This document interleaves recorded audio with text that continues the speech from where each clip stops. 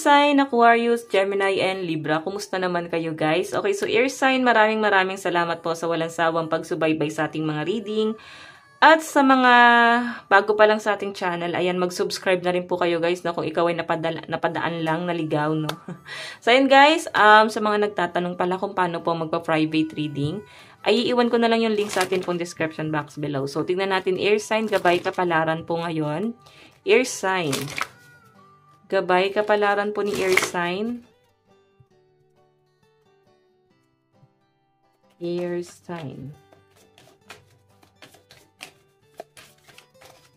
So guys, meron po tayong let your fears dissolve. Ano ba yung kinakatakot ng mga air signs? Sinasabi kasi dito guys, kailangan mo yan ma-overcome. Kailangan mo yung harapin, huwag mong talikuran. Kasi pag tinalikuran mo yan guys, parang natenga lang yung problema, no? Or yung mga kinakatakutan mo guys, pag binalikan mo, takot ka pa rin dun sa bagay na yon. Okay? So, tingnan pa natin guys. Maaring tatakasan mo nga rin, or yung iba sa inyo guys, parang naiiyakan na lang din, no? Naiiyak ka sa takot, or may mga kaba pa rin nararamdaman. Pero ang nakakatuwa rito guys, mag-enjoy ka ngayong araw, no? Mukhang magiging masaya ang mga air sign. So, meron po tayong open up to change. Ayan, so, tingnan. Nagulat ako sa mga puso. Okay. Tignan natin, guys. Meron po tayong cool your emotion. Oh. Ayan. So, air sign. Mukhang nakuha ko yung energy, no? Nagiging nervyosa. Nagulat ako sa mga pusa. So, ayan, guys, sinasabi rito, parang kailangan mo ng kausap. No? Kailangan mong i-release yung mga problema mo. So, nakakatuwa guys kasi merong isang tao dito na para bang lahat ng mga problema mo maiibsan kasi mai-share mo sa kanya. May kukwento mo at parang piling mo, wala na yung problema mo. Naibigay mo na sa kanya. Diyos. What I mean, nasabi mo na sa kanya at na-advisean ka na kasi niya air sign. Ay no, relax na yung energy mo rito guys. Kumbaga, ala na, kampante ka na ulit. Parang na-recharge ka na ulit. No? Kumbaga, nandun ka sa isang lugar na parang yun yung charging station mo. Okay? So, sa pinapakita sa akin, guys, as in, para kang na-fully charged ngayong araw. So, tignan natin. Okay, nasa ba yung card ito? Diba, para kang na-fully charged dito and yung mga doubt mo, mga toxic, parang pansamantalang nawala. Ayan. So, tignan natin.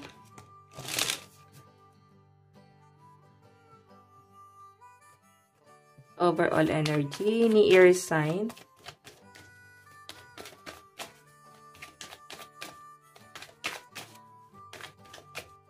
So guys, meron po tayong mirror.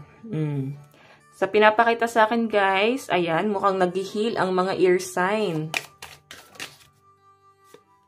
Meron tayong the phoenix.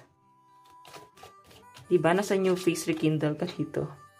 So, girl with the snake. Alam mo, merong narcissistic talaga sa paligid mo, guys. Or pwedeng, may nakatingin talaga sa inyo, guys. Pwedeng, anytime, pwede kanyang tuklawin. Ayan, nakayakap ka pa dun sa ahas, oh. Nakita nyo ba, guys? Ahas yan, eh. Girl with the snake. Kumbaga, nakapalupot na sa inyo, guys. Handa ka ng tuklawin nito. Okay? Sinusuffocate kanya, guys, oh. So, guys, ang pinapakita naman sa akin dito, guys, etong taong to, pansamantala mong iiwan. Pansamantala mong tatalikuran. Kasi sa pinapakita sa akin dito, ngayon, maaring yung mga problema mo, na-release mo. Okay? Pwedeng gumala ka, pumunta ka sa isang lugar na sobrang nag-enjoy ka, sobrang saya mo. And sa pinapakita sa akin, guys, parang biglang nagbago lahat. Para kang nabuhusan ng malamig na tubig. Kasi as in, yung energy mo, guys, naging maganda. Okay? Naging maganda yung mood ng mga air sign ngayong araw sa pinapakita sa akin. Okay, so ayan. Huwag na mag-overthink kasi maayos ang energy ng mga air signs. So guys, ngayong araw, possible na ang mga kadil mo ay Cancer, Aquarius, and Aries. Tingnan pa natin. Okay.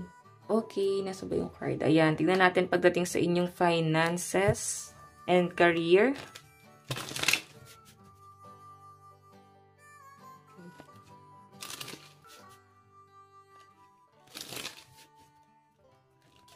Finances and career. Okay, sa daloy ng pera po ni air sign ngayon.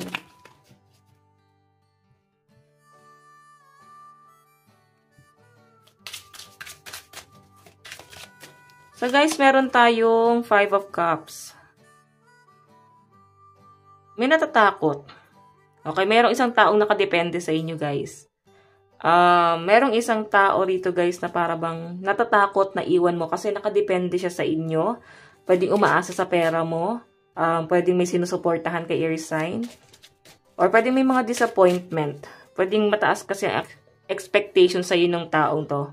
Okay, and yun nga guys, parang feeling niya, nag-fail siya dun sa expectation niya. Okay, ayan no, ang tindi ng disappointment ng person na to. Parang feeling niya guys, na-reject mo siya. Siguro guys, ito ay may mangungutang sa inyo. Tapos nalungkot yung taong yan guys. Kasi ikaw yung isang taong unang-unang niya nakikita na pwedeng makatulong sa kanya. Yun nga guys, nadi-disappoint siya. So, tignan pa natin guys. Yung iba naman sa inyo guys, maaari na parang may kinakatakutan ka. Siguro ngayon ay nakalib ka sa trabaho. Kahit nakalib ka, inisip mo yung trabaho mo. Or pwede may mga nakaligtaan ka. Iba sa inyo guys, siguro gusto mo lumipat ng company and parang nalulungkot ka na iiwan mo yung mga katrabaho mo ngayon. Sa pinapakita sa akin. Parang hindi ka pa ready, pero yun nga guys, ganun talaga ang buhay. Diba? Sabi nga nila, people come and go. Meron po tayong justice. Ayan, may nakikita akong ipaprocess na papers, may ayusin ng mga air sign. Meron tayong Queen of Swords.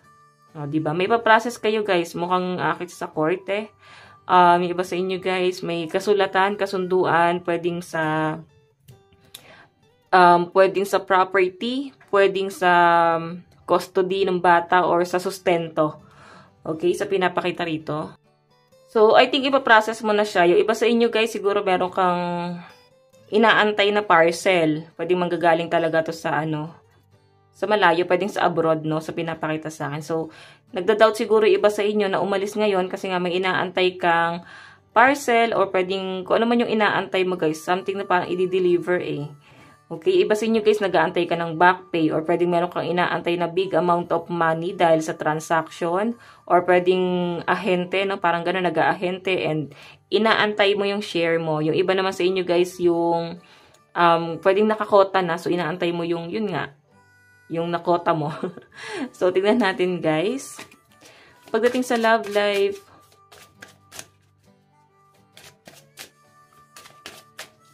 meron po tayong The Hangman. Wala masyadong galaw. Sobrang steady lang. Meron tayong The Moon and 8 of Cups. So, may pinapakita sa akin dito guys. Ngayon, para bang yung relationship nyo is nakasikreto lang. Para bang nagkikita ng patago, no? Sobrang conflict sa pinapakita sa akin kasi Hangman. The Moon, kumbaga, hindi pa to guys alam ng mga tao sa paligid nyo or pwedeng sinisikreto nyo kasi nga, pwedeng, ayun nga, kung hindi conflict, pwede kasi guys nasa third party or pwedeng malapit na ang kapamilya pala or pwedeng maraming magagalit, strict pa yung parents, no? Or pwedeng may inaayos pa na problema, hindi pa pwedeng ipaalam sa madla. So, yun yung pinapakita sa akin. Pwede kasing may judgment, guys. So, diba? Yan, no? Okay, so, air sign yung pinapakita sa akin. Sobrang conflict pa yung relationship nyo. Kaya parang ito ay secret lang, no? Okay, tinatago. Ganun yung na-feel ko. Or pwedeng na-feel mo na parang tinatago ka ni person. So, tignan natin ano pong inyong love advice. Meron po tayong romantic feelings. So, mahal ka naman ng person mo, guys. Huwag mo na daw isipin na parang tinatago ka. May mga bagay lang daw siyang kailangan tapusin at unahin. Meron po tayong passion, reconciliation. So, ayan, may babawi sa inyo sa pinapakita sa akin. Okay. Okay. So, tignan natin, guys, love advice. Meron tayong universe. The universe is guiding you to the special person, allow everything to take its natural course.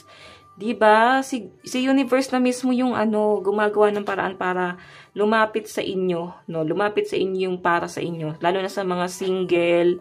So, kung alam mo sa sarili mo na nasa conflict ka, lalo sa relationship, guys, naguguluhan ka, nakikita ko yung struggle mo.